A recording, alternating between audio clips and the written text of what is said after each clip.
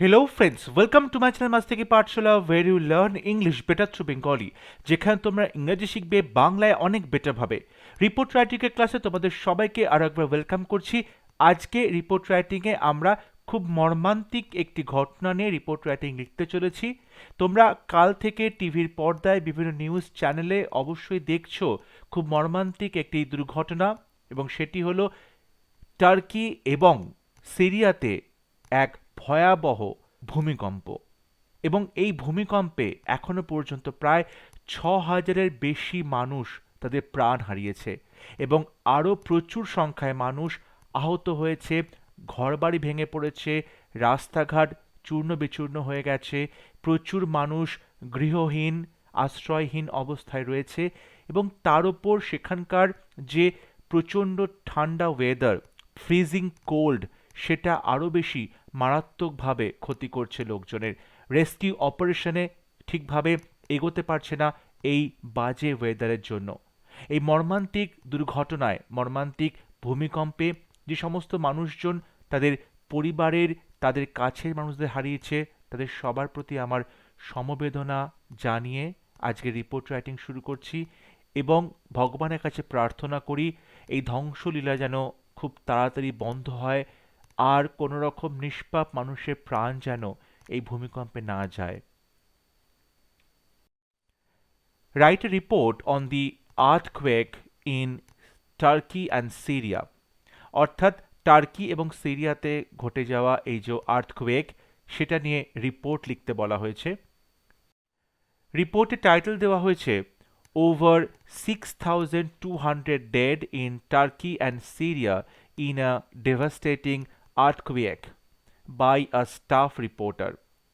এক ভয়াবহ ভূমিকম্পে টার্কি এবং সিরিয়াতে ৬,২০০-র বেশি মানুষ মারা গেছে।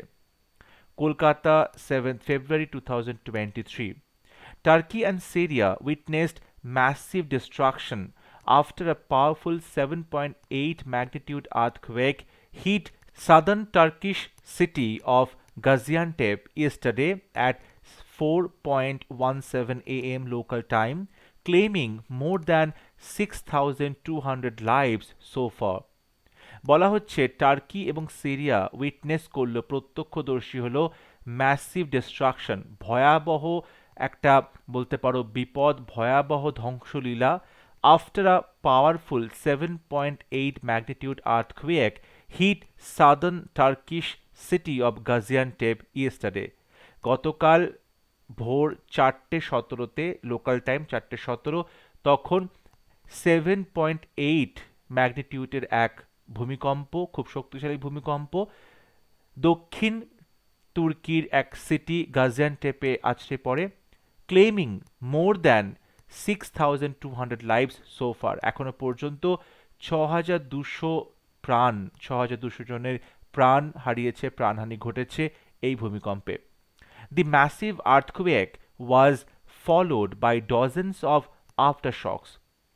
এবং এই যে ম্যাসিভ আর্থকুয়েক, এই যে মারাত্মক ভূমিকম্প, সেটার পরে কিন্তু আমরা দেখতে পেয়েছি ডজেন্স অফ আফটারশকস, অর্থাৎ একটা বড় ভূমিকম্পের যে কম্পন, তারপরে বেশ কিছু ছোট ছোট কম্পন দেখা যায় বিভিন্ন সময়। Another two major earthquakes of 7.5 and 6.0 on the Richter scale hit central Turkey just a few hours later। এবং বেশ কিছু ঘন্টা পরে, অর্থাৎ প্রথমে যেই 7.8-এর তীব্রতা সম্পন্ন যে ভূমিকম্পটি হলো, তার কিছু ঘন্টা পরেই আবারও 7.5 এবং 6.0 এই দুরকম তীব্রতার, যেটা রিক্টার স্কেলে দেখা গেছে, সেই তীব্রতা দুটো ভূমিকম্প আবারও আঘাত করে, কজিং মোর ড্যামেজ, আরও বেশি ক্ষতি করে, লস অফ লাইফস, আরও বেশি প্রাণ হারিয়ে যায়, প্রাণহানি ঘটে, and panic among rescue workers and survivors. এবং যে সমস্ত লোকজন রেস্কিউ অপারেশন করছিল, সমস্ত লোকজন যারা ওই ধ্বংসাবশেষের নিচে চাপা পড়ে গেছে, সেই সমস্ত লোকজনকে যারা উদ্ধার করছিল, এবং যে সমস্ত লোকেরা বেঁচে রয়েছে সার্ভাইভার্স, তাদের মধ্যে একটা প্যানিক ছড়িয়ে পড়ে।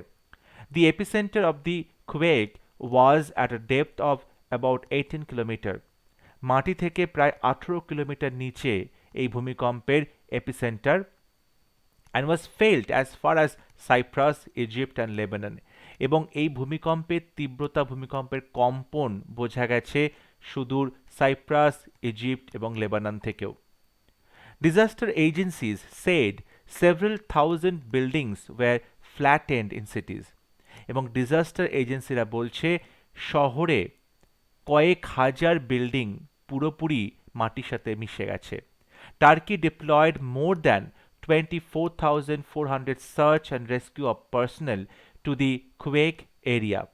এবং এই ভূমিকম্প প্রবণ যে এলাকা, ভূমিকম্পতে যে মারাত্মকভাবে ক্ষতিগ্রস্ত হয়েছে সেই এলাকাতে এখনো পর্যন্ত 24,400 জন রেস্কিউ এবং সার্চ যে আধিকারিক তাদেরকে ডিপ্লয় করা হয়েছে, মোতায়েন করা হয়েছে তুর্কির গভর্নমেন্টের দ্বারা।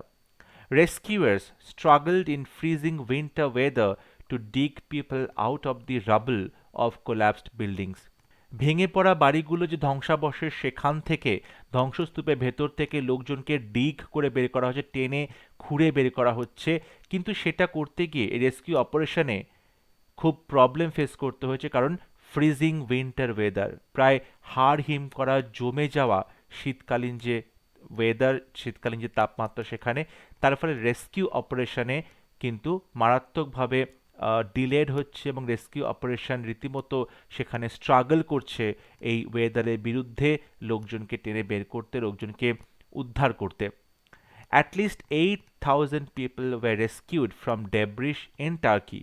টার্কিতে ধ্বংসস্তূপের ভেতর থেকে প্রায় 8,000 মানুষকে উদ্ধার করা হয়েছে, with 3,80,000 taking refuge in government shelters। এবং তাদের মধ্যে যে উদ্ধার করা হয়েছে 3,80,000 লোকজন বিভিন্ন যে সরকারি আশ্রয় শেল্টার্স সেখানে গিয়ে আশ্রয় গ্রহণ করছে, শপিং মলে গিয়ে আশ্রয় গ্রহণ করছে, স্টেডিয়ামে আশ্রয় গ্রহণ করছে, মাস্ক অ্যান্ড কমিউনিটি সেন্টার্স এবং গির্জাতে এবং বিভিন্ন যে কমিউনিটি সেন্টার্স সেখানে গিয়েও লোকজন আশ্রয় গ্রহণ করছে। The Turkish President Recep Tayyip Erdogan declared a state of emergency in 10 worst affected provinces. তুর্কির যে প্রেসিডেন্ট রিসেপ তাইপ এরদোগান তিনি ডিক্লেয়ার করেছেন, ঘোষণা করেছেন স্টেট অফ এমার্জেন্সি। তিনি সেখানে কিন্তু একটা এমার্জেন্সি ঘোষণা করেছেন এবং সেই এমার্জেন্সিতে ঘোষণা করেছেন কোথায়? 10টি সব থেকে ক্ষতিগ্রস্ত যে প্রভিন্স, প্রদেশে, সেখানে তিনি কিন্তু একটা এমার্জেন্সি বা আপাতকালীন একটা জরুরি অবস্থা ঘোষণা করেছেন। A host of countries as well as the European Union and NATO sent rescue teams, medical supplies and money to help the stricken region. এবং এই ক্ষতিগ্রস্ত অঞ্চলে মানুষদেরকে বিভিন্ন মেডিকেল ওষুধপত্র দিয়ে, অর্থ দিয়ে সাহায্য করছে, রেস্কিউ টিম পাঠিয়ে সাহায্য করছে প্রচুর দেশ, আ হোস্ট অফ কান্ট্রিজ, এবং তার মধ্যে অবশ্যই ইউরোপিয়ান ইউনিয়নের যে সমস্ত দেশ তারাও রয়েছে এবং নেটোতে যে সমস্ত দেশগুলো আছে তারাও কিন্তু হেল্প করছে।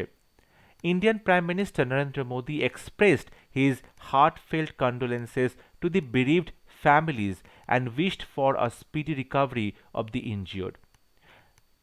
ভারতবর্ষের প্রধানমন্ত্রী নরেন্দ্র মোদী তিনি তার হার্টফেল্ট কন্ডোলেন্সেস, তিনি তার শোক জ্ঞাপন করেছেন টু দি বিরিভড ফ্যামিলিজ, অর্থাৎ শোক সন্তপ্ত ফ্যামিলির প্রতি তিনি তার গভীর সমবেদনা জানিয়েছেন, শোক জ্ঞাপন করেছেন, and wished for a speedy recovery of the injured, এবং আহতদের প্রতি তিনি বলেছেন তারা যেন খুব দ্রুতভাবে সুস্থ হয়ে ওঠে। India sent relief materials to Turkey along with NDRF search and rescue teams, specially trained dog squads, medical supplies, drilling machines, etc. NDRF এর যে সার্চ এবং রেস্কিউ টিম তারাও কিন্তু এই ত্রাণ ম্যাটেরিয়ালের সাথে সেখানে উপস্থিত হয়েছে, স্পেশালি ট্রেন ডগ স্কোয়াডস আছে, মেডিকেল সাপ্লাইজ আছে, ড্রিলিং মেশিনস আছে। President Erdogan declared 7 days of national mourning. রাষ্ট্রপতি এরদোগান তিনি ডিক্লেয়ার করেছেন পরবর্তী 7 দিন সেখানে আমরা দেখতে পাবো ন্যাশনাল মোর্নিং, অর্থাৎ জাতীয় শোক দিবস হিসেবে পালন করা হবে। As the scale of the disaster became ever more apparent, the death toll looked likely to rise considerably.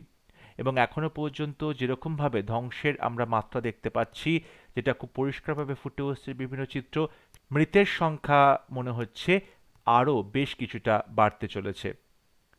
এবং আমরা দেখতে পাচ্ছি বিভিন্ন ফটোতে, বিভিন্ন সোশ্যাল মিডিয়াতে, নিউজ চ্যানেলে যে ছবি ফুটে উঠছে, সেটা খুবই মারাত্মক, খুব মর্মান্তিক ছবি, যেখানে দেখা যাচ্ছে ধ্বংসস্তূপের মধ্যে পুরো ফ্যামিলি, পুরো বিল্ডিং চাপা পড়ে আছে এবং প্রচুর মানুষ তাদের প্রাণ হারিয়েছে। এবং এই পরিস্থিতিতে সারা পৃথিবীর প্রত্যেকটি দেশ তুর্কি এবং সিরিয়ার পাশে যেভাবে দাঁড়িয়েছে, সেটা অবশ্যই কমেন্ডেবল। এই রকম এমার্জেন্সি সিচুয়েশনে মানুষ মানুষের পাশে দাঁড়াবে, দেশ দেশের পাশে দাঁড়াবে। এই যে হিউম্যানিটির প্রতি কর্তব্য, সেরকমটা কিন্তু এই রকম সিচুয়েশনে আরো বেশি করে প্রয়োজন হয়। যদি আজকের রিপোর্টটি ভালো লাগে তাহলে অবশ্যই ভিডিওটি লাইক করবে, শেয়ার করবে এবং আমার চ্যানেলটি সাবস্ক্রাইব করতে ভুলবে না। পরবর্তী লেসনে খুব শীঘ্র দেখা হবে, ততক্ষণ সবাই ভালো থাকবে, সুস্থ থাকবে। Thank you.